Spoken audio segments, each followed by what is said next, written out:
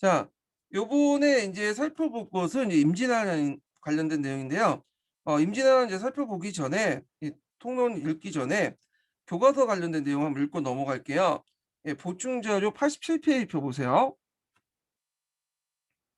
자, 거기 임진왜란이 일어나다 내용 있죠? 네, 한번 읽어볼게요. 자, 16세기 들어 동아시아 정세가 변화하기 시작했다. 명은 몽골과 왜구의 침입으로 국력이 약화된 반면에 만주 지역의 여진족은 점차 부족을 통합하여 세력을 키워나갔다.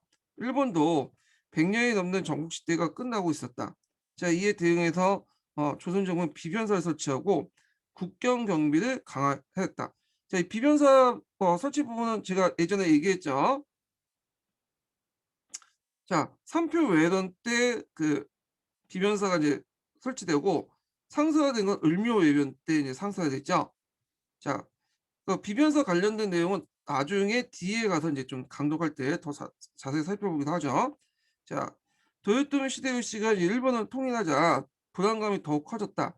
조선 정부는 일본의 사신을 보내 정세를 살폈지만 오랜 평화에 젖어 제대로 대처하지 못했다가 1592년에 전쟁이 시작되자 조선 20일 만에 한양을 점령했다. 평양을 내주고 함경군까지 적군에게 유인당하자 조선은 명의 원군을 요청했고 명은 전쟁이 자국을 번진 걸 막기 위해서 창전을 결정했다. 그래서 이걸 이제 임진왜란 국제적 성격을 띠고 있다는 게 요 말이에요. 그래서 여기는 조선, 일본, 명이 같이 참여했죠. 자, 육상에는 졌지만 해전에서는 계속 승리하고 있었어요. 자, 전쟁은 이제 이순신의 해전에서 승리하면서 바꾸기 시작했는데 대표적인 한산도 대첩이죠. 예전에 한번 시험 문제 나왔던 하객진과 관련돼 갖고 예전에 한번 시험 문제 나왔죠.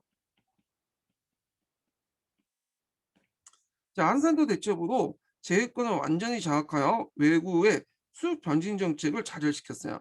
네, 이 수입 변진 정책은 뭐냐 하면 여기 지도에 보시면 설명하는데 일본군이 이렇게 이제 북상으로 육상으로 이제 올라오면 여기 이제 수송을 보급을 해줘야 될 거냐. 근데 육상로는 육상 보기가 좀 힘들어. 많은 일본군들을 보급할 수 있는 것들이 이제 그 육상 통로는 그 당시에 보급로가 그렇게 정비가 안 돼 있었고 기차인지 차라는 것도 없었기 때문에 보급하는데 되게 힘들거든요.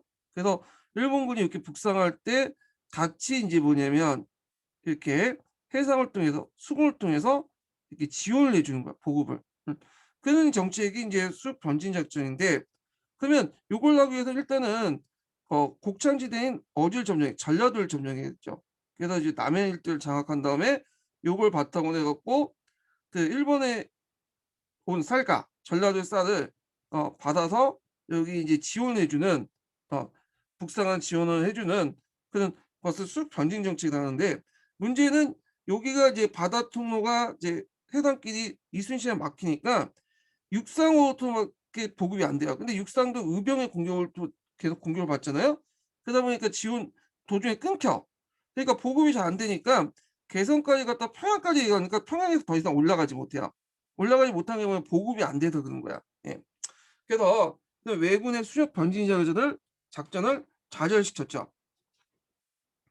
또 그 당시에 또 그 전국 각지에 일어난 의병은 향토 지리의 밝은 이점을 활용하여 왜군에 타격을 주었죠.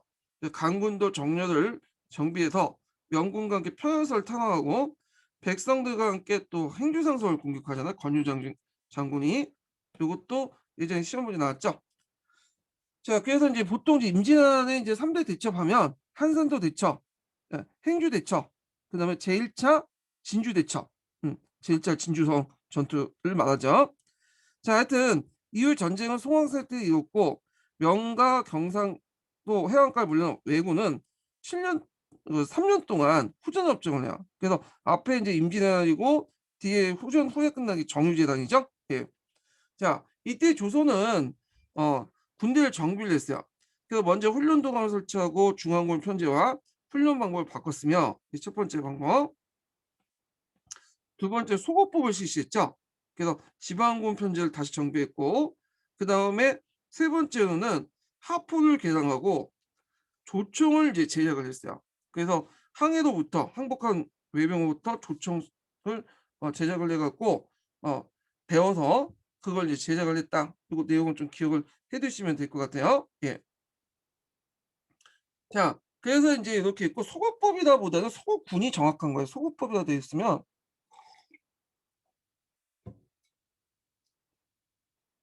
소고군이 정확한 거죠. 소고군을 시행하고 지방군 편제를 개편했다. 그리고 여기 인제 약간 진간 체제를 복구하게 돼요. 그때 소고법은 절강병법에 나오는 이제 소부대 단위 조직이고 소고군은 지방군을 얘기해요. 지방군. 예.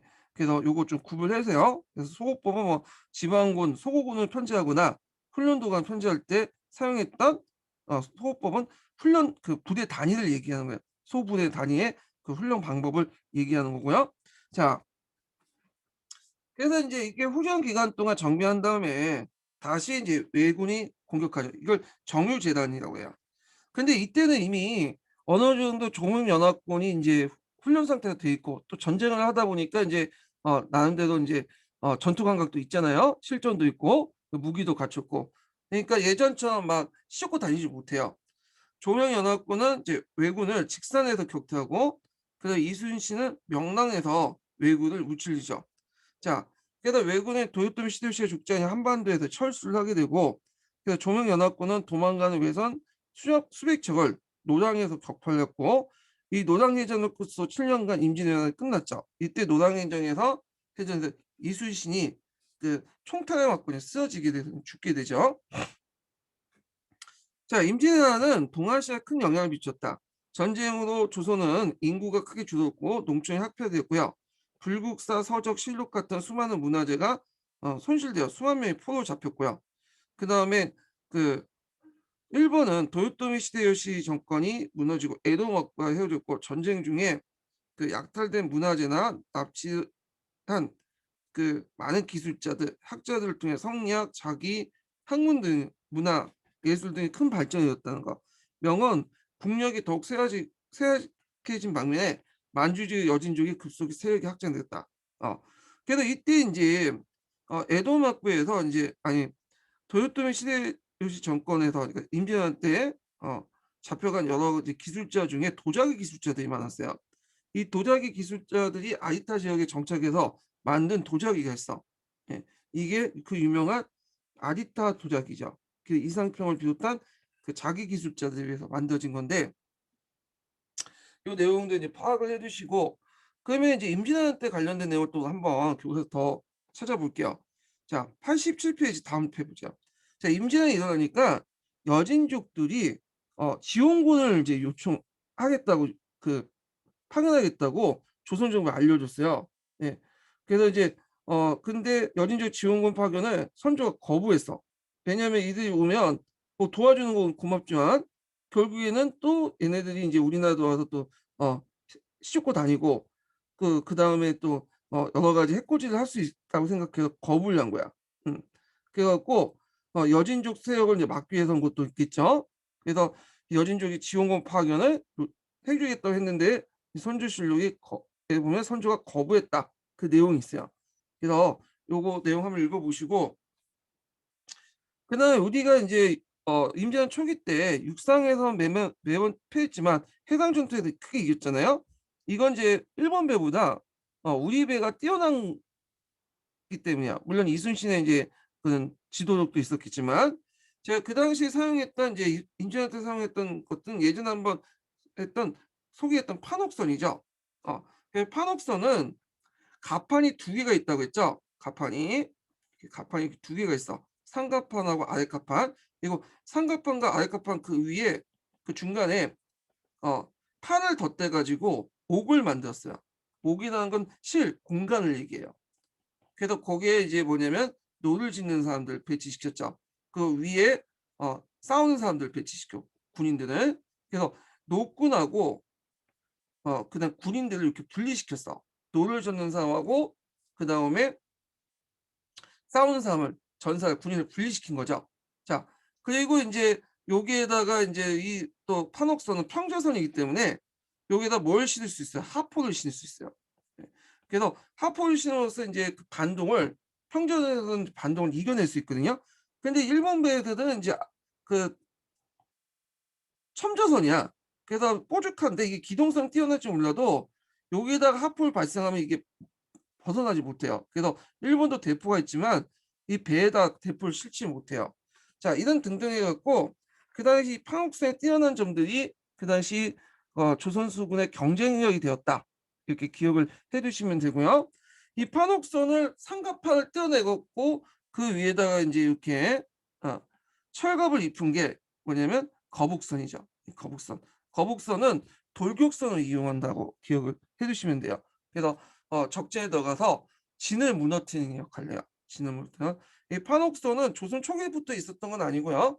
명종 때 그 을묘 외병을 계기로 해 갖고 만들어진 거야. 그래서 일본군에 대해 외병에 대해 특화된 그 배예요. 이거는요. 예. 자, 하여튼 있고 그다음에 89 페이지 잠깐 넘어볼게요. 어 거기 89 페이지 보면 인제 그때 일본을 건넌 이상평 관련된 내용인데 한번 읽어 보죠. 자, 이상평은 임진왜란 때 일본을 건너간 끌려간 도자기 기술자다. 이때 이상평과 함께 납치한 도자기 기술자는 대략 155 명으로 추정되는데 이상평은 1616년 도자기 원료였던 고령토를 찾아 엄중한 감시를 받으며 자기를 만드는데 이때 인제 이 지역의 이름을 따서 아리타 자기라고 하죠. 도자기라고 하죠.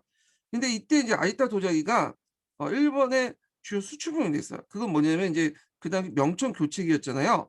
그러니까 원래 도자기는 명나라 도자기가 유명하죠, 경덕진 그런 데에. 그런데 이제 도자기가 이제 생산이 중단이 돼, 혼란기 때문에.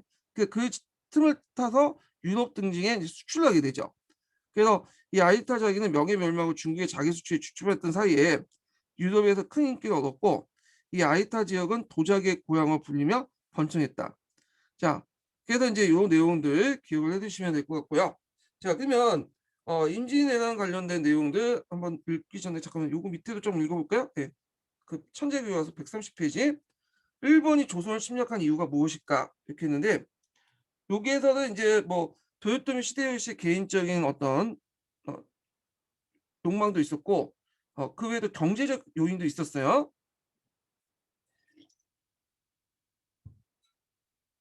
한번 읽어 보면 자, 도요토미 히데요시는 전국을 통일했지만 자신의 미천한 출신 때문에 불안했다. 이 사람은 인제 농민 출신이죠. 예. 원래 도요토미라는 그 성조차도 인제 갖지 못한 그 아주 미천한 출신이야. 그래서 이거 일본사 할 때 좀 다시 얘기하겠지만 이 사람은 막부를 세우지 못했어요. 왜 막부를 세우지 못했냐? 쇼군이 되지 못했기 때문이죠. 그럼 왜 쇼군이 못 됐냐? 원래 쇼군이라는 건 아무나 될 수 없어요. 무르마치 그러니까 그 쇼군이 되려면 미나모토 가문이어야 돼. 미나모토. 그래서 나중에 이제 아사카카 다카오지 무르마치 막부를 세웠던 그 사람도 미나모토의 반개 집안이에요. 아사카카. 그다음에 에도 막부를 세웠던 그 도쿠가 이에야스도 그 뭐냐면 그 도쿠가 집안은 물론 이제 그 미나모토 집안은 아니지만 일종의 집안이 격이 맞기 때문에 미나모토 집안으로 이렇게 집안을 한부 역주할 수 있었죠. 근데 도요토미 히데요시 자체는 집안이 너무 하찮았기 때문에 세상의 모든 사람이 알고 있잖아. 그러니까 쇼군이 되지 못했어요. 이 사람은 뭐 한부 역조도 불가능했고 그러다 보니까 인제 정부의 조정의 처왕을 받들면서 태압이라는 그 간직을 받게 돼요. 그래서 막부라는 그 독자적인 막부를 만들고 통치를 한 게 아니라 정부의 그로부터 조정으로 태압을 받아서 태압이라는 간직을 받아서 태압이라는 이름으로 통치를 했어요. 예. 그래서 그만큼 신분이 낮았다는 거죠. 자, 따라서 막강한 군사력을 가지고 있던 영주들을 해유하고 이들을 간신받고 돌릴 필요가 있었다. 자, 이에 조선은 조선의 명을 위해 길을 내어 달라고 요구하며 침략 전쟁을 일으켰다. 이거는 구실보다는 조선을 침략 구실 원래 그렇게 하려고 했어. 근데 조선이 안 도와주니까 조선 치고 이제 명을 가자 이런 논리가 나오게 된 거죠. 자, 이런 자신의 어떤 욕구도 있지만 또 경제적 욕구도 있어요. 16세기 들어가면 동아시아 경제적 교역에서 일본이 되게 불리한 상황이 있었어요. 왜냐하면 인제 명과 조선과 자주 문제를 일으키죠. 명 같은 경우에는 어 북로 남해라고 해 갖고 그 외에서 인제 그 해적질을 많이 하고 그다음에 조선과도 뭐 삼포해안, 을묘해안 이렇다 보니까 다 교역로가 막히게 된 거야. 예. 그래서 인제 일본과의 이제 무역이 매우 제한적으로 허용되는데 16세기 그 제한이 더욱 강했다. 그래서 이제 이것은 일본의 지방 영주와 다이모드가 상인들에게 매우 불만족스러운 상황이었고, 이를 한번 뒤집기 위해서 판을 뒤집기 위해서 일본이 선택한 건 전쟁이었다. 네. 자, 그래서 이제 요는 전쟁의 배경 관련된 내용을 어 한번 강독을 했고요. 자, 그러면 한번 이제 한통 관련된 내용을 쭉 읽어보죠. 자, 분당의 대립으로 양반 사회가 이제 분열되고 시작한 16세기 후엽에 동아시아 국제 정세에 커다란 변화가 일어나고 있었다. 우선 중국에서는 여진족의 통합 기운이 거세게 일어났으며, 일본에는 풍신수긴, 예, 도요토미 시데요시 쓴 거죠, 한자로. 자, 그래서 이 풍신수긴에 의해서 100년간의 전국 시대가 끝나고 통일국가로 성립되었다. 자, 이에 따라 외족의 조선 침략. 이때 외족은 임진왜란, 그다음에 바깥에 있는 민족이니까 뭐 뒤에 병자호란, 이런 것들 연결하겠죠. 자, 얘기하는 거고. 자, 위협이 고조되고 있었는데, 자, 이런 상황에서 왜군이 조선을 침략했다. 자, 이때 이제 우리나라는 거의 200년 동안의 평화기간이었어요. 200년 동안. 그러니까 이제 고려처럼 이제 막 자주 침략이 와갖고 저걸 상대했던 그 국가가 아니었고, 200년 동안 평화기간이다 보니까 거의 이제 뭐냐면 전투 능력이 없었죠. 예, 경험도 없었고. 근데 일본 같은 경우에는 100년 동안, 전국시대 100년 동안 밥만 먹고 싸웠던 민족들이야. 그러니까 이제 이런 사람들하고 싸우다 보니까 초반에 밀릴 수밖에 없었죠. 예, 거기에다 일본은 이제 조총 같은 새로운 무기도 가지고 있었고. 자, 그럼 내용을 볼게요. 일본을 통일한 풍신수기는 아직도 자기에 대한 반대하는 영주도의 군사력을 약화시키고, 막단 해외무역, 중국과 조선을 장악해서 거기에 막단 이득을 챙기고자 20만 대군을 보내서 조선을 침략하였다. 자, 이때 이제 부산은 방명돼 갖고 이제 들어왔죠. 그래서 그때 이제 부산 첨사였던 정발과 동네 보사였던 송사영 등이 부산과 동네에서 상륙한 왜군을 맞서 사투를 벌였으나 실패했고, 다시 이제 요때 이제 부산을 점령하고 나서 왜군은 세계 방향으로 다시 북상을 하게 돼요. 다시 중앙에 출전한 이제 신입장군이 충주에서 배수진을 지고 이제 항전했으나 역시 허서로도왔다. 그래서 배수진을 왜 쳤냐 하면, 일단 이제 이 사람은 이제 신립장군이 갖고 있었던 병력들, 핵심 병력들이 기병이야, 기병. 예. 그래갖고 이 기병은 이제 있다 보니까 이제 기병은 고개보다는 배수진에 진을 치는 게 좋겠죠. 문경세제에 이제 진을 치면 괜찮을 것 같지만 기병은 거기에 이제 올라가지 못하잖아요. 그래서 신립장군은 자기가 편한 기병을 중심으로 이제 진을 차기 때문에 충주에 배수진을 친 거야. 예. 그리고 이제 그 뒤에 이제 강을 띄고, 그래서 도망가지 못하도록 이제 공격해 들어오면 아군들이 훈련이 안 돼 있다 보니까 도망갈 수 있잖아요. 그러니까 뒤에 강을 끼고 금강을 끼고 배수를 치는데, 이게 오히려 이제 패배의 원인이 돼요. 일단 이제 신립군대는 두 개로 구성돼 있어요. 신립이 원래 가지고 있었던 기병, 그러니까 그다음에 이제 그 당시 제승방락 체제잖아요. 그래서 각지에 모여 있는 이제 잡병들. 얘네들은 이제 훈련이 안 돼 있는 병사들이야. 자, 예전까지 거지까지 농민이었던 사람들이죠. 근데 이제 신입장군이 이제 이들 믿을 수가 없어요, 이 잡병들을.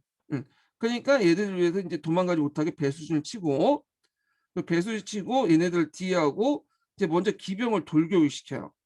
예, 제압을 하기 위해서. 근데 일본은 그 당시에 이제 기병 중심이 아니라 보병으로 바뀌었죠. 조총 중심의 보병들이 이 기병을 제압을 해버린 거야. 예.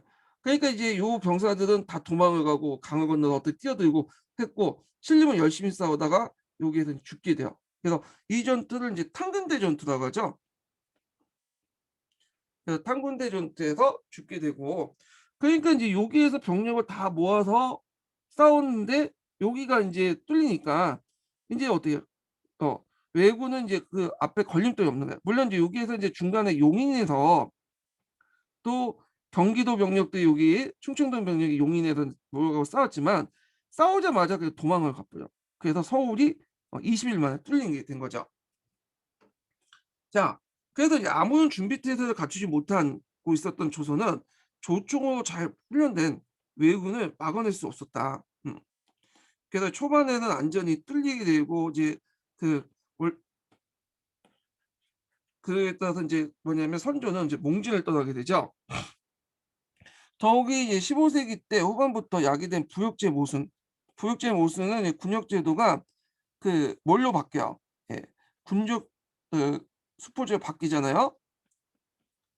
자, 군족 수포제로 바뀌면서 여기에서 얻은 면포를 군대를 고용해야 되는데 군대를 고용하지 않고 어디 그냥 행정비용으로 써 버려. 행정 쪽에 예산을 그냥 써 버리는 거야, 다른 데 돌려 가지고. 예. 자, 그러다 보니까 군대가 제대로 훈련도 안 돼 있고 그게 많지가 않아요. 양적 질적으로 저하인 상태에서 어 거기에 인제 뭐냐면 군사 동원 체계가 무능했거든요. 그때 또 진간 체제가 아니라 재승 방랑 체제였죠.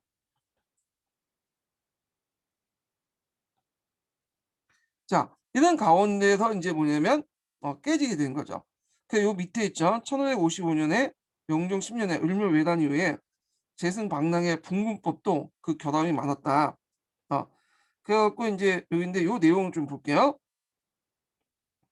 원래 진간 체제는 각 진간별로 자전자수한 체제였지만 지역방위 체제죠. 재승방랑은 유사시에는 각 읍의 수령이 소속 군사를 이끌고 본진에 떠나 지정된 방위 지역으로 가서 서울에서 보내진 경장이나 각 도의 병수사를 기다려 지휘를 막는 전술로서 받는 전술로서 후방 지역에 군사가 없어 1차 방어선이 무너지면 그 뒤를 막을 도리가 없어 임진왜란 때 패전의 원인이 되었다. 예. 요 기억을 해 두시고 그리고 요 문제점 또 문제점이 뭐냐면 거기에 파견된 경정이나 병수사들이 평상시에 농민 병사들과 지휘한 병사 스킨십이 없었죠. 그러니까 생판 모르는 사람이 와 갖고 지휘를 하니까 그 밑에 있는 병사들은 믿고 따를 수 없잖아요. 이런 것도 있어요. 자, 그래서 정부는 전인을 상실하고 의주를 피난했으며 왜군은 부산을 상륙한 지 20일 되지 못해서 서울로 입성하고 계속 평양을 거쳐 함경북도까지 북상을 하죠. 자, 육지에서 이렇게 참패에 반하여서 해전에서는 도주해서 왜군을 섬멸하게 돼요. 전라 자수산 이수신은 이끈 전라도 수군은 태종 때 왜군을 대비해서 만들었던 거북선을 개량하고 근데 앞에서 언급했지만 태종 때 만들었던 거북선하고 요거 거북선은 좀 약간 달라요. 예. 판옥선을 바탕으로 한 거기 때문에 요거는 일단 뭐 태종 때하고 연결된다는 거는 좀 약간 문제가 있는 것 같아. 예. 그래서 태종 때 만든 거북선을 개량한 게 아니라 엄밀히 말하면 이건 좀 틀리고 판옥선을 개량했다고 보시면 돼요. 정확한 이때 만들었던 거북선의 모습도 인제 정확히 모르죠 아직까지. 어 근데 학자들은 판옥선을 개량했다. 예. 판옥선의 위에 갑판을 없애고 거기에 인제 철갑선을 두는 방식으로 개편을 했던 거죠. 때마치 인제 전쟁이 인제 시작될 때 이 거북선이 만들어졌던 그 시점과 일치해요. 그날 이제 전쟁 시작할 때 거북선을 만들고는 시연을 하고 있었어요. 예. 거기에다 이제 외국의 보다 더 우수한 합본을 씌웠으며 요것도 인제 그죠. 외군보다 합본을 실 쓰는 게 외군은 아예 합포를 실지 못했죠. 실어도 요게 배가 있으면 이게 천조선이기 때문에 어떻게 돼요? 실어 놓은 게 아니라 거의 매달렸어요, 매달렸어. 그래서 거의 실지 못했고 그래서 우수한 합포보다는 하포를 실을 수 있는 배의 어떤 를 가지고 있었죠. 그래서 이걸 판옥선, 평조선 형태이기 때문에 그런 거죠. 요게 정확한 말이죠. 왜군보다 우수한 하포를 설치했다보다는 평조선이기 때문에 합포를 실었다. 이 말이 정확한 거야. 그래서 옥포, 당포, 당항포, 부산포 같은 큰 전과를 올렸고 한산도에서 최대한 승리를 거뒀죠. 자, 요때 이제 하깃진 형태를 냈죠. 예, 요것도 좀 기억을 해 주세요. 하깃진은 뭐냐면 학이 그 학이 날개를 펴는 듯이 뭐냐면 하는 전술이야. 그래서 그 당시에는 뭐냐면 그 조준 사격이 안 됐어요. 배에 실어서 대포를 실을 수 있었지만 지금처럼 뭐 조준 사격에서 적을 공격해 갖고 그런 것들이 안 됐단 말이야. 그러다 보니까 적을 여기까지 모집해 모아 가지고 하깃진 안에 들게 해서 일종의 함망을 형성해요. 그래서 요게 대포를 쏘면 여기 들어오는 적들을 뭐냐면 섬멸하는 방식이죠. 그래서 요 한산도 대전이 하깃진을 이제 펼쳐 갖고 이겼고 여기에다 또 하나를 더 펼쳤죠. 그래서 쌍익진을 펼쳤어. 하객진 두 개인. 그래서 왜를 여기 한산도 골목을 유인해 가지고 뭐냐면 기다렸던 그 뭐냐면 배들이 우리 전함들이 상익진을 펼쳐 갖고 하객진 두 개를 펼쳐 갖고 승리를 했다. 예. 자, 하여튼 이로써 이제 수군은 남의 제해권을 장악하고 수륙 확공을 하려고 했던 왜군의 작전을 봉쇄했으며 전라도의 곡창지를 보존할 수 있었다. 그래서 이렇게 수군의 승리의 의미를 쓰면 두 가지 쓸 수 있죠. 하나는 수륙으로 확공했던 왜군의 작전을 봉쇄했다. 두 번째는 전라도 곡창지를 보존할 수 있었다. 이렇게 이제 보시면 되고요. 그다음에 각 지방에서 이제 유생과 농민들이 의병을 봉기해서 왜국과 저항을 했어요.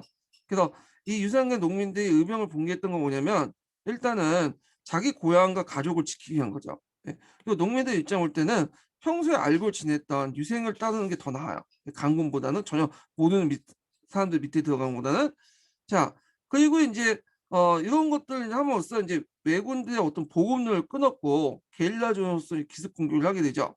자, 그래서 이제 이들은 정부의 모병에는 소극적이었지만 외적의 침탈을 당하자 자기 가족과 재산 그리고 마을 지키기 위해서 응전했던 것이다. 충청도 옥천에 일어난 청주 외병을 격퇴하고 옥천에서 일어난 청주의 외병을 격퇴해서 금산에서 적을 공격해 전사한 조연이나 경상도 의정에서 김영의 의정, 창녕 등지의 외적을 격파해 선멸하고 진주에서 김시민과 함께 적병을 격퇴한 각재우. 요 사람 되게 유명하죠. 예. 그 다음에 뭐 그 전라도 장흥에서 거봉에서 금산에서 전사한 고경면, 수원을 중심으로 여러 차례 왜군을 격파하고 제2차 진주전 전투에서 전사한 김천일, 한경도에서 활약하고 경성 길주 왜군의 외적을 격파한 정명부, 정문부 이런 사람들이 이제 유명한 의병장이죠. 그래서 뭐 각재우, 정몽부 이런 사람들이 있는데 특히 정몽부는 이제 관련돼서 이제 북한대책비라는 게 이 사람하고 또 연결돼 있어요. 이게 10년 전인가? 예. 원래 이 북한대책비는 뭐냐면 북한은 오늘날 한경도 지역을 의미해요. 예. 그래서 이 정몽부가 한경도에 갔어요. 그때 뭐 여러 가지 이유로 갔는데 하여튼 그때 갔다가 어 갑자기 임진왜란이 터지니까 여기에서 의병을 조직을 해서 싸우게 된 거야. 근데 그때 인제 의병들이 일본군을 격퇴하고 그랬거든요. 그 기록을 씌워 놓은 곳이 북한대첩이야. 그래서 한경도의 정부의 의병 활동을 기록한 게 북한대첩부인데 여기 인제 원래 한경도에 있다가 이게 이제 서울 거쳐 가지고 일제시대 때 일본 건너간 거야. 어 그래 갖고 이게 일본에 그 신사에 있었던 걸 발견한 거야. 그래서 나중에 인제 북한대첩비가 돌아오죠. 그리고 이걸 원래 있었던 자리로 돌려주자 해 갖고 북한을 돌려주게 돼요. 그래서 이 정문부에 관련된 업적, 북한 대축비 관련된 내용이 여기 실려 있다. 자, 이 밖에 이제 수많은 의병도 있고 승려들도 승병 활동을 했죠. 자, 이들의 유격 전설로 왜군의 군사 활동에 대한 막다한 체력이 끼쳤고 강군이 전열을 가다줄 수 있는 시간적 여유를 보여줬다.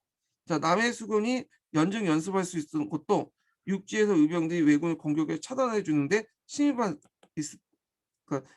바 컸다. 그래서 그러므로 조선군이 왜군에 참패한 것은 처음에 2개월에 불과했고 그 위에 오히려 조선군의 우세 속에 전란이 진행되었다. 자, 수군의 승리와 의병 활동 전세가 반전되고 있을 때 이호승이 이끌었던 명의 원군이 평양을 탈했죠. 그러면 그 당시 명나라 우리나라를 왜 도와줬냐? 두 가지 이유가 있어요. 일단 선조의 요청이죠. 예. 선조는 이제 이게 임진왜란이 일어나니까 계속 도망갔죠. 의주에까지 가서 나중에는 명나라까지 넘어가려고 했어요. 예. 신하들이 말려 가지고 이제 있지만 선조가 이제 조선군을 못 믿으니까 명나라 가서 이제 원군을 계속 요청했고 명은 처음에 의심했어. 그렇게 예전에 고구려 때 잘 나갔던 그 조선이라는 나라가 왜 고구려 때 이제 수양대도 맞고 당태종도 막았잖아요. 근데 고작 20만 밖에 안 되는 일본군한테 그렇게 밀려 갖고 20일 만에 서울도 뺏기고 평화까지 뺏기냐. 얘네들이 일본군과 짜고 그냥 우리를 엿먹으려고 그렇게 한 거 아니냐. 자, 그렇게 했는데 근데 나중에 이제 의심을 좀 풀었죠. 상황을 보니까 그게 아니다. 이래 갖고 또 이렇게 선제 요청에 응해 가지고 파견했고, 두 번째는 아까 교과서에 얘기한 것처럼 명은 전 만약에 조선이 일본한테 점령할 경우에 일본이 또 내걸던 게 뭐야? 정면과도 아니에요? 예. 그러니까 명나라를 칠 거다. 그럼 잘못하면 중국 본토라든지 만주가 동삼선 지역이 일종의 전쟁이 될 수 있다. 전장이. 그러니까 전장을 한반도 안에서 가둬두기 위해서는 뭐냐면 이렇게 해서 이제 표해서 명나라 원군을 파견했던 거죠. 예. 자, 그래서 이제 일본에서는 중국에서는 우리는 임진왜란을 보지만 이걸 뭐라고 하냐면 우리는 항해 원조라고 해요. 그래서 왜군을 막기 위해서 조선을 도왔다. 네, 이 항해 원조라고 이제 임진왜란을 칭하죠. 그런 의미에서 이제 쓰게 되는데, 자, 하여튼 이때 평양성을 타락하고, 그러나 왜군의 추격에서 이제 그 서울에 육박했던 그 부대가 이호성 부대가 벽제간 전투에서 또 패해요. 패했던 이유가 뭐냐면 이 이호성이 이제 이끌었던 부대, 그 당시 명군은 이호성이 이끌었던 부대와 김하병 중심의 부대와 그다음에 또 그 강남에 갔던 강남군도 있어요. 총포주도 무장한. 근데 이제 평화성 전투나 이런 주요 전투든 이 강남군들이 큰 역할을 했거든요.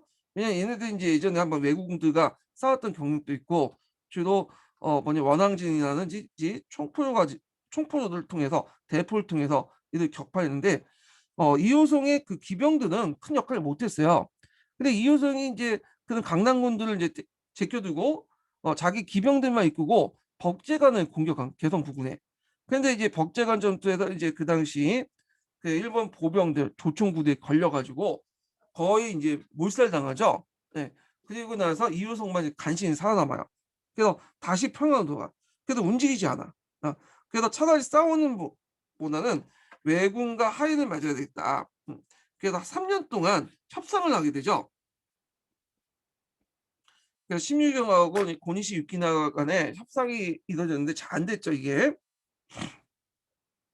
한편 명군과 합사하여 퇴각하고자 고집되어 왜군을 그러니까 명군과 합사해 서울에 수복하자 한 권유는 행주상성에 온거하고 있었는데, 명군이 평양으로 퇴각하자 고집되어 왜군을 공격을 받았는데 격전 끝에 수배가 넘는 어, 왜군을 격파해 대승을 거뒀다. 그래서 이 행주상성을 격파할 수 있었던 건 뭐냐면 그 안여자들의 행주 때문에 그런 건 아니고요. 이건 상식적인 의미고, 실질적으로는 하얀 무기를 많이 사용했기 때문에. 그래서 앞에서 언급했던 하차라든지 그 다음에 비건 갑자기 생각하는데 여러 가지 이제 하얀 무기를 사용했어요. 예. 비견 진천인가? 이걸 이제 사용했죠. 자, 그래서 이걸 통해서 뭐냐면 그 일본군을 격파했다 이렇게 보시면 돼요. 그래서 우리가 그 당시에 하양 무기 전체적으로 볼 때는 오히려 일본보다 조선이 더 양도 많고 무기도 다양했어요. 근데 개인학이었던 그 당시 조총한테 밀렸던 거야. 예. 그런 점을 감안하고 좀 행주전투를 이제 접근해 보셔야 될 것 같아요. 그래서 이제 이렇게 있고, 자, 하여튼 행주전투는 이제 패배한 왜군은 드디어 서울 포기하고 경상도 해안 일대 퇴거를 했어. 그래서 경상도 해안 일대에 이렇게 요 일대에 여러 성들을 세웠죠. 예, 이게 외성이라고 해요, 외성. 이 외성들을 이렇게 세우고 여기에 퇴각해서 이제 머물고 있었어요. 후전하는 동안. 그리고 이제 외성 중에 좀 유명한 성이 울산성이라는 게 있죠. 그래서 나중에 정유재단 때 이제 조명연합군이 울산성을 공격을 했어요. 그래서 거의 함락 직전에 갔다가 또 구원군을 막았고 다시 물러나. 울산성 전투가 되게 유명해. 동아시아 교과서에서는 그 울산성 전투가 이제 실려 있거든요. 한번 찾아서 보시고요. 자, 그다음에 이제 조선의 반대에도 불구하고 명과 왜군 사이에 진행된 하인은 양쪽이 모두 승전자인 채를 자처하고 무리한 조건을 서로 내밀다가 결국 결렬됐죠. 그 무리한 조건들이 뭐냐 하면 일단 그 명나라 입장일 때는 그냥 그 도요토미 시대를 조공을 해주고 책봉을 해주는 그 정도를 하고 약간의 무역 정도 허가해 주는 걸로 이제 생각하고 접근했고요. 근데 일본은 어떤 생각을 알고 하였냐면 그 남방의 내도는, 그러니까 하삼도를 포함한 이제 경기도까지는 우리가 먹고 북방의 내도는 조선은 나눠갖는 그런 생각을 했고, 심지어는 도요토미시 후처부로서 일본 황제의 딸을 요구했어요. 일본 황제에. 그러니까 이게 말 들어줄 수가 없는 거잖아요. 결국에는 결렬돼 갖고 다시 이제 왜군이 다시 공격하니 이게 정유재단이에요. 예. 그래서 보통 이제 우리가 7년 전쟁이라고 하지만 실제 전쟁은 그렇게 길지 않았어요. 그래서 보통 2-3년, 3년 정도 하고 3-4년은 쉬고 그런 형태였죠. 자, 이번에는 조선의 군비로 세를 갖추고, 요거 아까쯤에 어떤 내용이었을까? 일단 조총으로 무장했죠. 조총 부대를 만들고, 그다음에 훈련도감을 이제 정비를 하고요. 예. 그다음에 진간 체제를 복귀시키고, 그다음에 지방군이었던 소구군을 정비했죠. 예. 요런 것들 이제 같이 기억을 해 두시면 돼요. 그 명군과 합동해 적군을 유혹하여 왜군의 공격이 전과 같이 활발하지 못했다. 자, 이때 이제 그 왜군은 직선까지 북상하였지만 곧 반격을 받고 퇴각하여 남해안 일대에 머물게 되었으며, 한때 파직되었던 이수신 복직되어 명랑에서 13척의 배를 가지고 10배가 넘는 일본 수군을 대피했죠. 예. 그래서 왜군의 패색이 짙어지는 가운데 마치 일본에서는 통진수의 병사자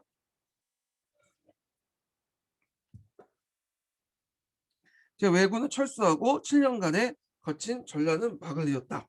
이렇게 보시면 될 것 같아요. 자, 그러면 이제 임진왜란의 영향을 볼게요. 자, 임진왜란의 영향도 예전에 시험 문제 나왔어. 요거는 이제 단독 문제로 나온 게 아니라 단독 문제가 아니라 그 예전 기출문제 나왔다. 임진왜란 자체는 09년 기출문제 나왔고, 그다음 예전 기출문제 90년대 기출문제 외란의 영향이 나왔거든요. 자, 한번 읽어볼게요. 자, 7년간의 전란 후 조선의 입은 피해는 대단한 것이었다. 인구의 감소와 대대적 유망, 그리고 농지의 첨단한 항폐는 조선사회를 그 밑바닥부터 붕괴시켜 나갔던 것이다. 특히 농지의 항폐는 농민의 생활을 비참하게 만들었는데, 난후의 전국의 경장 경지가 전국 3분의 1에 못 미쳤으며, 왜군의 피해를 가장 많은 받은 경상도의 경우는 거의 6분의 1에 불과했다. 자, 이에 기근과 질병이 만연하여 농민의 참상을 이루 말할 수 없었다. 자, 국가의 재정 역시 악화되어 조세의 파악 근거지였던 호적과 그 양안, 토지 대장이죠. 이것마다 손실되어 버렸다. 또한 이제 사회적으로 또 문제가 있는 신분제의가 이제 두드러지게 돼요. 예. 그래서 그 신분제의가 두드러지면서 전쟁 초에 노비들을 위해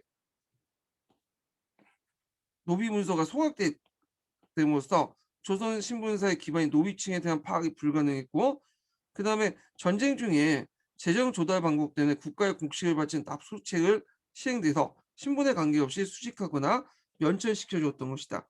이제 양반이 양이 되고 노비가 양이 됨으로써 그 조선적인 엄격한 신분 체제가 무너지기 시작했고, 요때 이제 중인들도, 그러니까 서울들도, 약간 서울은 이제 문관이나 문과 시험을 보지 못하잖아요. 예, 문무관직에 진출할 수 없죠. 근데 요때 잠시 뭐냐면 인정해 줘. 돈을 받으면 진출할 수 있도록. 자, 그러니까 이게 신분제가 해야 되니까, 이 양단결과 이제 신분제가 해야 되니까 어떻게 해서 나중에 17세기 이후부터는 뭘 강조해? 성리학적 질서체계를 강조해요. 이걸 통해서 만약 신분제의 것을 바로잡으려고 했죠. 예.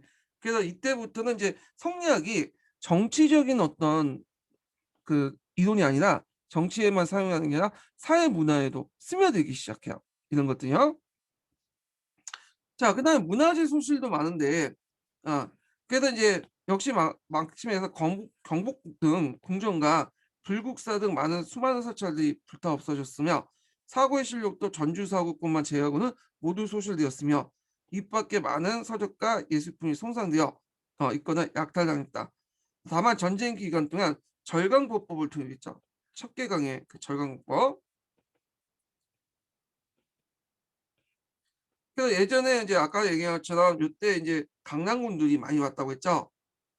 이효성의 요동병 외에도 이 강남군 군들이 이 절강공법에 의해서 진을 짜고 이제 싸웠어. 이 절강공법 특징이 뭐냐면, 자, 이 사람은 그 기호신선한 책 있죠? 여기 이제 잘 들어가 있는데, 자, 기호 신설에는 근거리, 그러니까 근접전을 할 경우에는 일본인들이 칼이 잘 사용하잖아요. 칼과 창을 잘 사용하니까 한 명당 1대1로 붙을 경우에는 당연히 일본군이 이길 수가 없어요. 그러니까 일본군 하나를 하는데 뭐냐면 여러 명이 붙은 거야. 10명단. 10명이 붙어서 싸우는 거야. 10대1로. 뭘로? 원앙진을 통해서. 그래서 이제 얘네들은 이제 그 원앙이라는 건 이제 그 사이가 좋기로 유명하죠. 부부 금술이.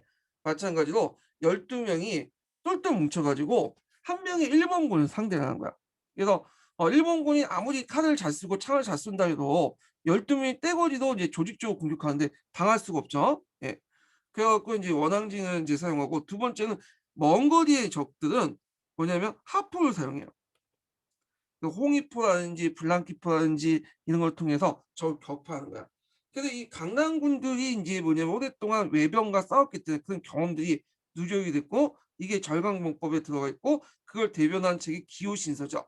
그래서 원앙진과 하포를 이용해서 잘 싸웠어. 그러다 보니까 전쟁 중에 이 강남정법, 절강봉법이 상당히 뛰어나는 걸 알게 된 거야. 그러니까 조선군도 그런 체제로 바뀌자 해 가지고 인제 뭐냐면 그 소호법이나 소호법이라든지 원앙집조법 뭐 이런 것들 다 도입을 해요. 그래서 종종 기병 중심에서 보병 중심으로 바꿔 버려. 예전 여진족과 싸우기 위해서는 기병이 필요했잖아요. 근데 이제 보병으로 인제 바뀌어 버린 거야, 조총을 무장한. 근데 때마치 또 누가 들어와요, 뒤에. 병자호란이 터진 거죠. 그러니까 만주족들 터는데, 만주족들은 이 조총의 발사 속도보다 더 빠르게 말을 몰고 들어온 거야. 그러니까 이길 수가 있나. 예. 자, 하여튼 그게 있고, 예전에 한번 소개했던 비견 진천내 같은 수정탄 같은 것도 있고, 하차 등 신무기를 개발함으로써 전술 무기의 발달을 촉진시켰다. 그다음에 이제 임진왜란은 조선뿐만 아니라 이게 국제전 성격을 띠고 있잖아요. 예, 중국이나 일본에도 영향을 미치고. 자, 그래서 인제 임진왜란 조선뿐만 아니라 중국에나 일본에도 큰 타격을 줬는데, 자, 먼저 중국 보면 중국에 큰 타격을 준 명의멸망하고 전란 중에 크게 성장한 여진족 후금이 건국하여 광주 교체를 이루게 되고요. 일본에선 전쟁에 참여했던 서부 지방의 영주들이 몰락하고, 동부 지역에 오늘날 간서 지역의 영주들이 몰락하고, 간동 지역의 영주들이 흥계해요. 음. 그래서 덕청 가강, 이게 도쿠가 이에야스죠. 도쿠가 이에야스가 통일국가를 세우죠. 에도 막부 세우죠. 이건 이제 일본 사할 때 얘기할 텐데, 이 독청가가는 이제 그 간서 지역의 호족들이에요. 다이모들요. 예. 그러니까 도쿠가 이에야스는. 근데 도요토미 히데요시가 이제 도쿠가 이에야스를 잘 못 믿으니까 힘을 약하게 시켜서 정봉, 그래서 자기 영주를 바꾸게 오늘날 도쿄 지역에서. 예. 그 오와리에서 도쿄 갔거든요. 근데 이 도쿄는 그 당시 에도라고 불렸던 지역인데 어 그 당시 별로 좋은 땅은 아니었어요. 근데 이제 그 지역이 평화 지역이었고, 개간만 하면 크게 성공할 수 있는 지역이거든요. 그래서 그 지역을 개간을 하기 시작해요. 예. 자, 근데 이제 대신 정복하는 대신 영주를 바꾸는 대신에 이 사람은 이제 예비군을 편성을 했어요. 그러니까 전쟁에 참여하지 않고 나고야의 예비군을 편성이 된 거야. 그러니까 그때 이제 간서 지역 다이모들은 많이 참가해서 많이 죽고 했는데, 이 사람은 힘을 계속 유지할 수 있었던 거죠. 그래서 이제 이것 때문에 나중에 이 사람이 도요토미 히데요시가 죽고 나서 자기가 이제 전국을 패권을 장악할 수 있는 기반이 됐던 거죠. 자, 요건 일본서 할 때 좀 더 얘기를 하고요. 자, 조선의 약탈관 서적, 활자, 도공들 밑바탕으로 주작을 비롯한 학문과 그 당시 문학과 예술 등에 있어서 커다란 진보를 이뤘다. 아까 이제 도자기 얘기했고, 요게 주작 같은 경우에는 이제 간황 같은 사람이, 성리학자 강황이 이양 관련된 이제 그 사상을 일본에 전파해 줘. 그래서 이제 후지와라 세이카나 뭐 이런 사람들 제자로 두면서 그냥 전파시켜 주죠. 자, 그러면서 인제 이 사람들을 위해서 그 강화한테 배운 이제 성리학자들을 위해서 그 일본이 그 에도 시대 때 성리학이 간학화돼요, 성리학이. 자, 요거는 이제 뒤에 이제 동아시아 할 때 좀 얘기를 해 볼게요, 더.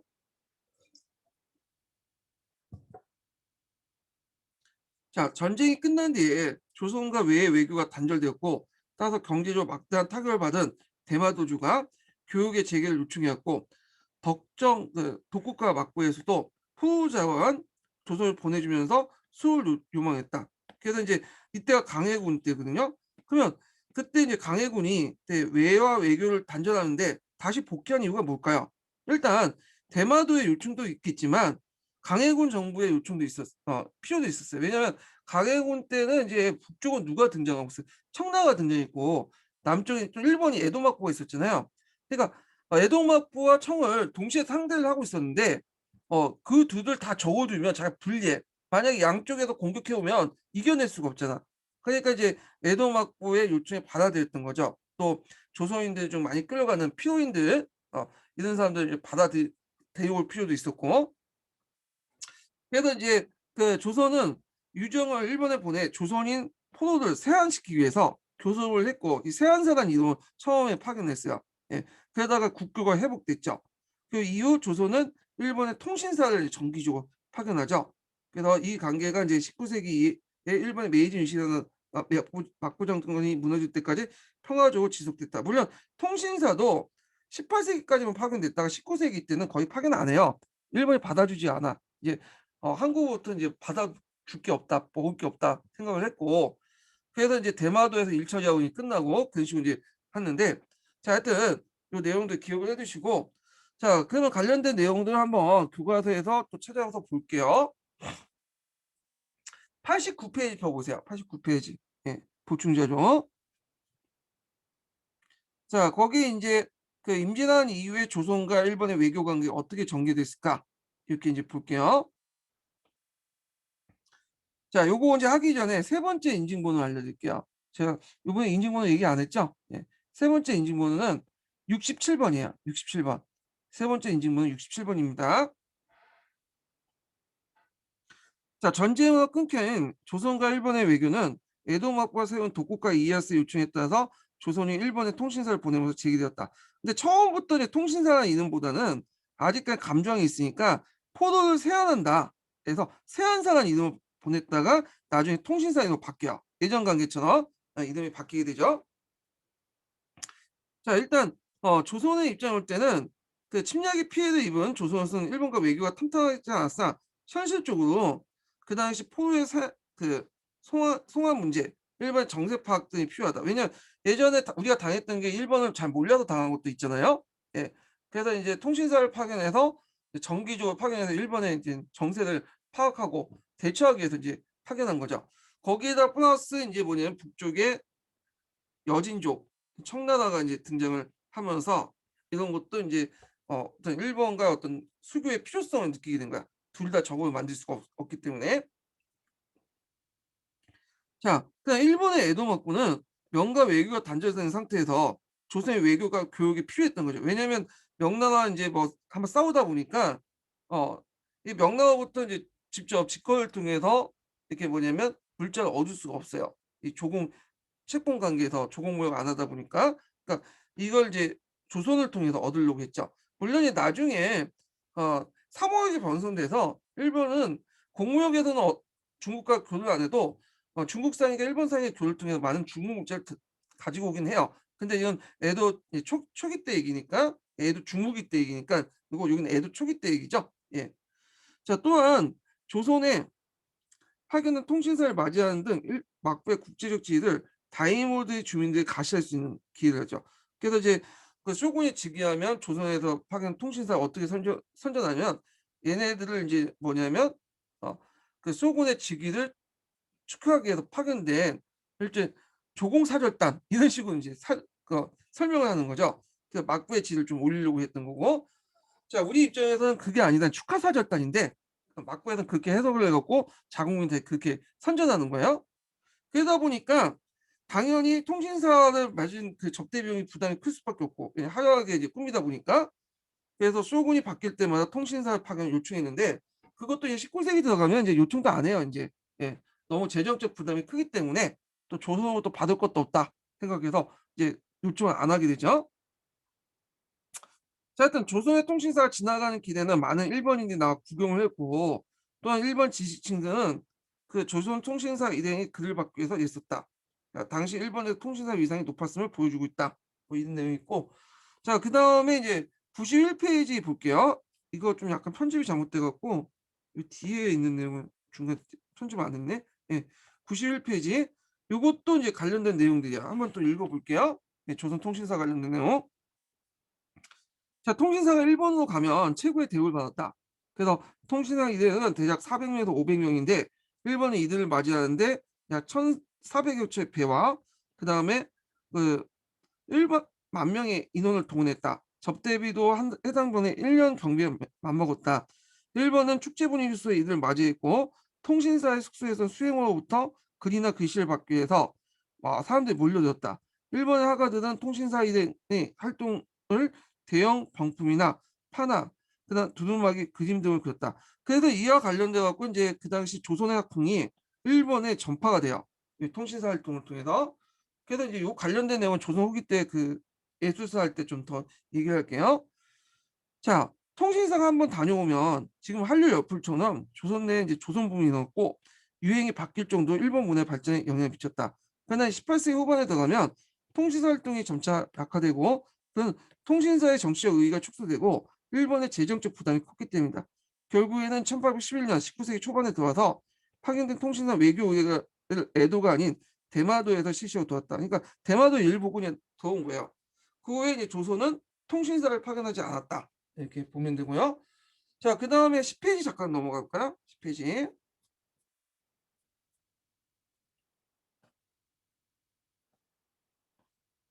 자, 그래서 여기 보면 이제 한류의 원조 통신사 있으니까 이제 읽어보시고, 그리고 이제 여기도 한번 읽어볼게요. 여기도. 자, 일본 그 이제 지역사회는 162페이지의 내용인데요. 자, 일본에 통신사를 보내고 청에 영행사를 파견하다. 자, 일본은 임진왜란에 대한 제재의 일환으로 조선은 일본과 교류를 중단하였다. 그 외에도 에도마고가 국교 재개할 것을 요청하자 일본에 끌려간 토를 대오기에서 다시 교류를 했다. 그리고 조선이 일본의 하청을 맺은 데에는 또 강성해진 북방 여진족을 견제하고 국제적 긴장을 완화하는 의도가 있었다. 두 가지 이유 쓰시면 되겠죠. 예. 그래서 여진족들과 외를 동시에 저어 돌릴 수 없으니까 이렇게 이제 뭐냐면 그렇게 통신사를 파견했던 거야. 자, 그래서 이제 그 조선은 일본의 요청에 따라 여러 차례 통신사를 파견했고 통신사 이등은 조선의 그 문화를 일본에 전하여 일본 문화의 발전에 큰 영향을 끼쳤다. 또한 이들은 일본 역사서를 수입하고 견문론을 남겨 일본의 사정을 국내에 전했다. 자, 여기에서 이제 일본 역사서를 수입했다는데 요거 하면 마치 일본에서 만든 역사책을 수입한 것처럼 이렇게 기술했는데 물론 그것도 있어요. 근데 대부분 이 일본에서 가지고 온 역사책 책들은 중국 서적들이에요. 이게 무슨 말이냐면 예전에 중국에서 이제 관련된 서적들 얘기할 때 말을 좀 했는데 중국은 오랜 전쟁 기간 동안 많은 서적들이 소실됐어. 근데 그 서적들이 어디에 있냐면 일본에 많이 남았어. 일본은 전쟁이 별로 없었잖아. 내전만 좀 있었고 그러다 보니까 서적이 그대로 남아 있는 경우가 많기 때문에 조선이나 청에서 명청에서 그 필요한 없어진 서적들을 일본에서 많이 구해다 왔어요. 봤어요. 예, 그걸 얘기를 하는 거예요. 자, 그리고 이제 견문록을 이제 남겨서 일본의 사정을 국내에 전했다. 그 대표적인 견문록이 이제 부상록이라고 여기 있죠. 자, 요호종 때 이경직이 이제 일본에 다녀온 뒤 기록에서 일본 일기와 부록으로 이제 구성되어 있는데, 그러니까 이경직이 이제 일본에 다녀와 쓴 기록으로 일기와 부록으로 구성됐다. 그리고 임진왜란 때 포로 끌려간 사람들, 피로인들의 생활을, 그러니까 그들이 데려오는데 얽힌 사연을 자세히 기록되었다. 이렇게 있고요. 그다음 이제 병자호란 관련된 건 뒤에선 좀 약간 읽어보겠지만, 여기는 여기 같이 있으니까 같이 좀 미리 읽어볼게요. 자, 병자호란 이후에 조선은 청의 무력으로 복수를 계획을 추진했으나 청의 세력이 커지면 더 커짐에 따라 옮기지 못했고, 자, 중국을 차지한 청은 민심을 수습할 통치 체제가 안정시키고 중국의 정통 문화는 물론 서양의 문물까지 수용했다. 그때 이제 청에 갔던 상인들 사신들 연행사라고 하거든요. 연행사는 명청 때 이제 파견된 중국 사실단을 지칭해요. 이때 연인이라는 거는 영경을 의미해요. 영경. 연나라 수도. 예. 그래서 춘추 전국 시대 친왕 중에 연나라가 있었잖아요. 연나라가 예전에 지금의 북경의 수도를 정하고 있었어. 그래서 영경이라고 또 해, 북경을. 예. 그래서 영경에 파견된 사절단이는 의미야. 그래서 명청 시대 때 그 중국에 파견된 사절단의 별칭으로서 연행사라고 했거든요. 그때 연안사의 기행문이나 보고를 통해 이런 사정을 알려지자 국내 이제 청에 그 발전된 문벌 수용 과정은 북학론이 일어났다. 그 북벌론에서 북학론으로 바뀌었죠. 자, 그래서 이런 내용도 이제 파악을 했었고요. 자, 그다음에 이제 음, 임진왜란과 관련된 이제 뭐냐 푸셈 내용이 있어요. 예. 그래서 푸셈 내용이 있는데 이거 다 읽기는 좀 그런데 일단 시간 되는데 그럼 한번 읽어보죠. 중간에 끊어질 것 같긴 한데 자 푸셈 502페이지 펴보세요. 예.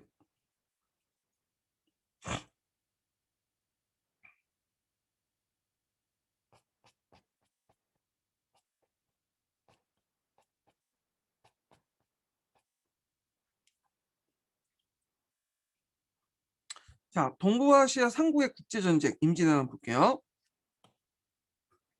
자, 임진왜란은 16세기 때 동부아시아의 국제전쟁이었다.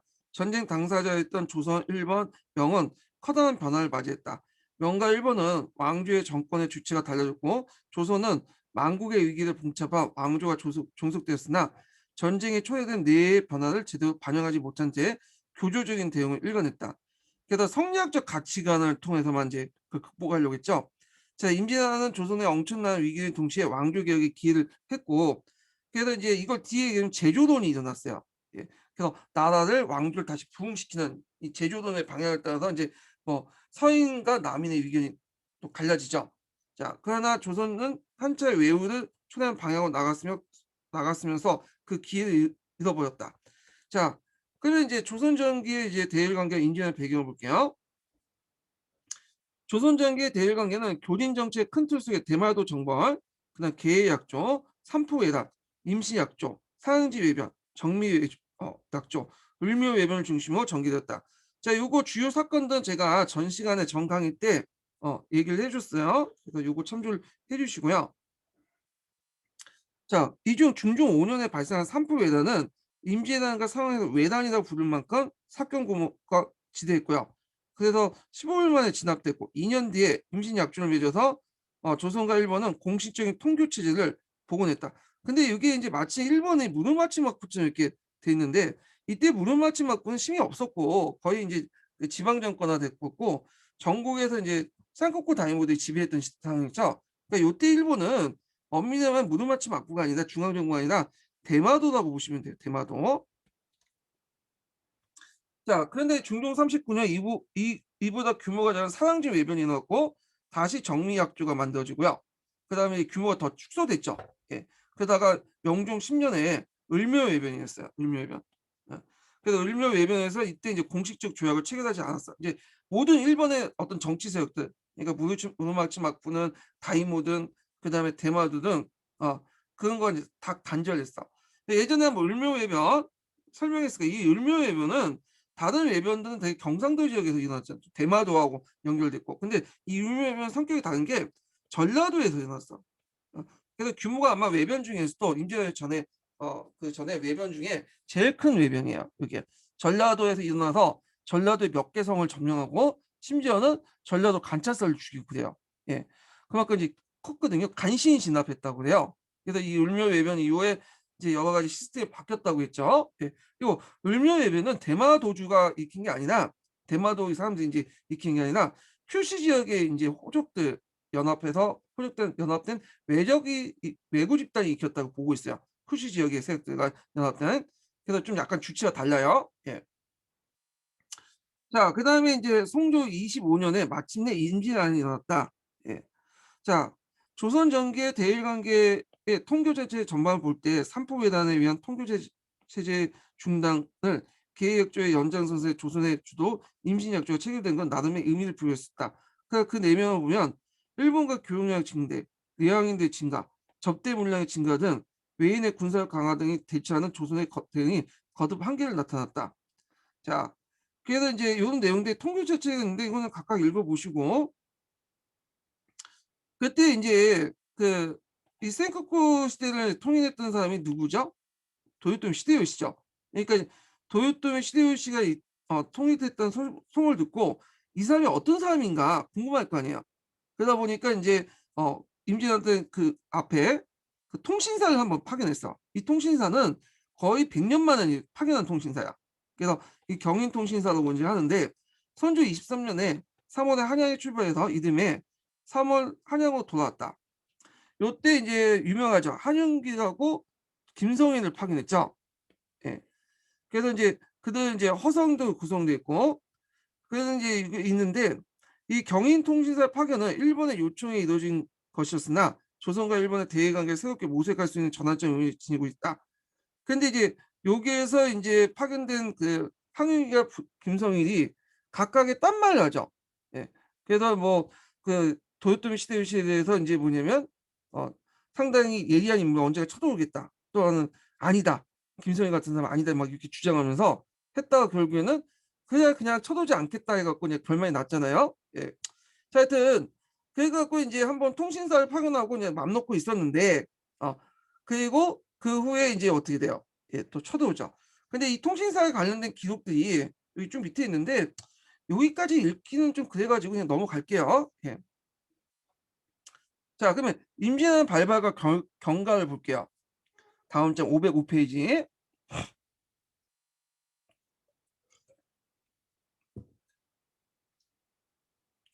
그래서 선조 25년에 4월에 16만의 일본군이 거의 한국 수통령 20만 정도 되는데 거의 20만이나 보시면 돼요. 그냥. 예. 일본군이 부산을 침략했다. 이때 부산 천사였던 정발과 동네 부사였던 송상현이 부산과 동네에서 상륙하는 일본을 맞아 사투를 벌였으나 실패했고 다시 중앙에서 이제 출전했던 도승묘사 슬립이 충주에서 배수진을 치고 항전했으나 역시 허사를 돌아가 일본군 서울 향해서 파죽지세로 북상했다. 자, 그때 이제 이 신립 정권 이전에 이립 장군이 있었어. 이거 그건 넘어갈게요. 예, 이립 장군이 있었는데 요거는 뒤에 좀 설명을 다시 하고. 자, 하여튼 그 파죽지세로 북상을 했다. 아무런 준비태세 갖추지 못했던 조선에서는 조총으로 그 잘 훈련된 일본군을 막아낼 수 없었던 것이다. 결국에는 이제 그 정부는 전의를 상실하고 우주를 피난했으며 일본군은 부산에 상륙한 지 20일도 못 되어 서울에 입성하고 계속 그 평양으로 거쳐 함경도로 북상했다. 자, 임진왜란의 발발 이후 이와 같은 급박한 상황에 날짜별로 정리하면 다음과 같다. 해서 쭉 있는데 이건 각자 보시고. 자, 그 다음에 이제 육지에서 참패를 반해서 해전에선 도주해서 일본군이 이제 뭐냐면 그 선멸했다 이렇게 했는데 요거 좀 읽어야겠네. 자, 이거 보면 신립을 임명하고 그 전에 제가 얘기했던 이일이 아니라 이일. 예. 이일이 있는데 이일이 신립 장군이 이제 탄건대 전투에서 싸웠잖아요. 이 신립 장군 이전에 이일이 상주에 가갖고 싸웠어. 근데 이 상주 전투에서 패배했다가 이 신립 밑으로 들어갔거든요. 근데 이 신립이 이일의 말을 잘 안 듣고 지 혼자 이제 배수진을 치고 싸웠다가 지게 된 거죠. 그러니까 신립이 왜 문경세제에서 싸우지 않고 왜 여기에서 이제 싸웠는가 탄검대에서 그 이유에 대해서 여러 가지 이유가 있지만 아까 얘기한 것처럼 첫 번째는 자기 병이 기병이고 두 번째는 이는 작병들을 믿을 수 없기 때문에 배수진을 쳤다는 게 통론이에요. 예. 그렇지만 신일 장군 전에 이일 장군이 상주에서 한번 그 지역의 군사를 모아서 싸웠다가 뭐냐면 패배를 했다. 요거 기억을 해주세요. 그래서 탄근대 전투, 그러니까 보통 이제 재승방난 정책, 재승방난 그 체제에서 이루어진 전투를 탄근대 전투라고 이제 기억을 하고 있는데 이일이 싸운 상주 전투가 처음이에요. 상주 전투가 이 재승방난 체제에서 싸운 전투고요. 그 다음에 두 번째 전투가 탄근대 전투예요. 세 번째 전투가 용인에서 싸운 전투예요. 예. 자, 하여튼 계속 읽어볼게요. 자, 육지에서 참패를 반하여 해전에서 독초에서 일본군이 섬멸되었다. 전라자수사 이수신, 경사 우수사 원균 등이 이끄는 수군은 일본군보다 더 우수한 성박과 이걸 무슨 성박이라고 하죠? 예, 판옥선이라고 하죠. 판옥선. 이 명칭도 기억을 해주세요. 이것도 교과서에 나오니까. 예. 그래서 맹선보다 더 뛰어난 성박이야. 예.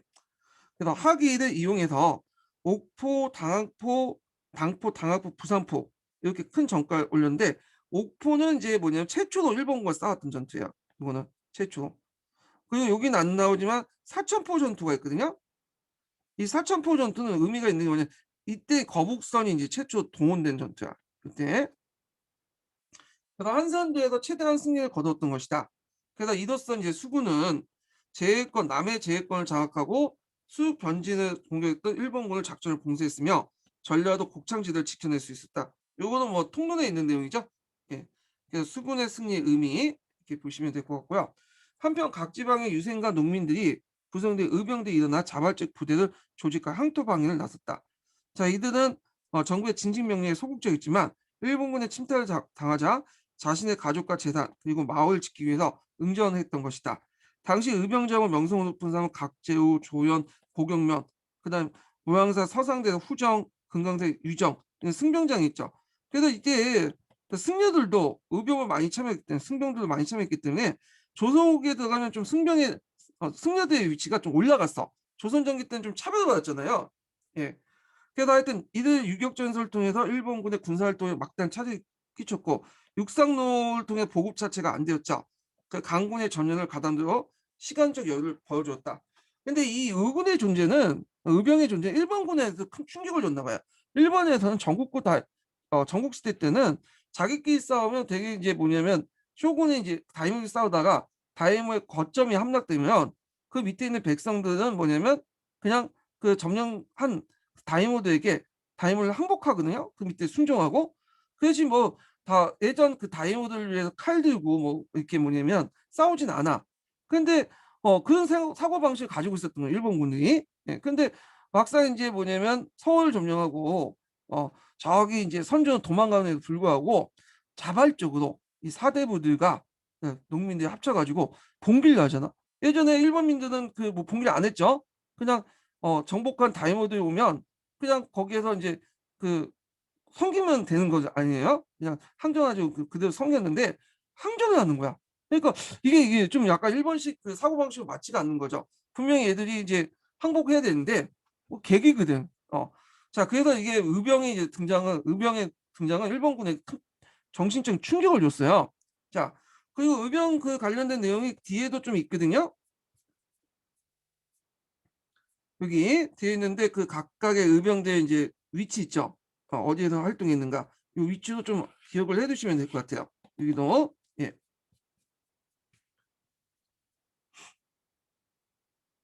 자, 그래서 이제 이렇게 밑에 볼게요. 수군의 이제 승리와 의병 활동, 육군의 전열 정비 등 전세가 반전되어 가고 있을 때 이호성이 이끄는 명예 지원군이 도착해 조선군을 합세했다. 자, 일본은 전쟁 초기에 정면 가도를 내세워 어, 우리가 이제 명나라 칠 때는 길을 비켜달라는 거네요. 내서 대륙 침략 공언했으므로 명은 자기를 이제 자위치고 이게 중국 본토와 이제 만주 지역까지 확대될 수 있잖아요. 지원군을 파견했던 것이다. 조명연합군은 평양을 탈환하고 남은 일본군을 이제 추격하다가 벽제간 전투에서 패하죠. 그래서 명군은 다시 평양으로 대도가 움직이지 않았으며 일본군과 하해를 맺으려고 했다. 자, 그래서 이제 한편 명군과 합세해 서울에 수복했던 권유는 행주 상성에 응고하고 있다가 명군이 평양을 퇴격하자 고립되어 일본군을 공격했는데 격전 끝에 몇 배가 넘는 적군을 격파하여 대승을 거뒀다. 자, 행주 전투에 이제 패배한 일본군은 서울 포기하고 경상도 해안 일대 퇴각하여 명과 하해에 응했다. 왜냐하면 행주 전투가 계속 행주 상성이 이제 저기 있으니까 서울에 가까이 있으니까 계속 거기에 있던 공격을 받을 수 있겠죠. 그러니까 이제 방어하기 힘들고 가성비가 떨어진 서울 포기해서 경상도 일대 도망을 가게 된 거예요. 예, 거기 외성을 쌓고 이제 운구를 하게 되죠. 자, 예전에 한번 행주 대첩과 관련된 문제 나왔으니까 좀 기억을 해두시고, 자, 강화회담은 거의 4년 동안 계속됐고 이 기간 동안 국지전 전투가 있었으나 전쟁은 소강 상태에 있었다. 예. 그래서 이제 이렇게 해서 이제 있는데 이때 이제 그 조선의 반대에도 불구하고 명과 일본군 사이에 진행된 강화 회담은 양쪽이 무리한 게 뭐냐면 그 조건을 제시했기 때문에 결국 결렬되고 앞에 얘기했죠. 제가 그 조건들. 일본군이 다시 공격을 시작했으니 이게 정유재단이에요. 예. 그러나 강화해당 기간 동안 그 치고 있는 동안 조선은 전력을 강화해서 조총을 제작하여 무기 약점을 보완하고 훈련도감을 설치해서 중앙군 편제와 훈련 방법을 바꾸고요. 그다음에 이 소호법에 의거하여 지방군 편제를 냈고 요거 이제 정확하게 이것도 그대로 뺏기는 것 같은데 요거를 소국군이에요. 예. 그래서 소국을 통해서 지방군을 편제를 했고 소국법은 참고로 소국법은 이거는 군대 조직 단위 방법이야. 절강범법에서 나온 군대 조직 방법이고 이걸 통해 훈련도감이라든지 그다음에 소고군이라든지 이런 것들을 이제 뭐냐면 조직화됐어. 예. 요걸 통해서. 그러니까 조직 방법인 거지. 이 지방군 자체 편제는 소고군을 편제했어요. 소고군은. 예. 요거 내용 기억을 해 두시고요. 예. 자, 거기다 인제 아까 얘기한 것처럼 진간체제가 복귀됐다고 했죠. 진간체제가. 자, 그리하여 인제 일본군의 재침략은 남해안 일대에 점령하는 정도에 저지되고 마침 도요토미 히데요시가 죽자 모든 일본군이 퇴각하였다. 자, 7 년에 걸친 임진왜란은 조선, 일본 삼국에 미친 영향이 대단히 컸다. 우선 전란으로 조선이 입은 손실이 막대했고 많은 인명이 손실되어 농민들의 생활터전이 황폐해졌으며 서울의 경복궁을 비롯한 정부의 주요 문화재가 불타버리거나 약탈당했다. 일본 역시 수십만의 인명과 막대한 물자가 소모되면서 그 목적을 달성하지 못했고 국민 생활이 피폐하면서 도요토미 정권이 몰락했다. 명나라도 대군에 조선을 파견해 국력을 크게 소모시켰으며 만주의 여직족도 세력을 확대할 기회를 주어 영총 교체 계기가 되었고 사실 자신들의 이익을 통해 출동한 명의 군대가 임진왜란과 그 이후에 철수할 때까지 10년 동안 조선에 저지른 행포가 적지 않다. 그래서 조선은 이제 그런 말 있죠.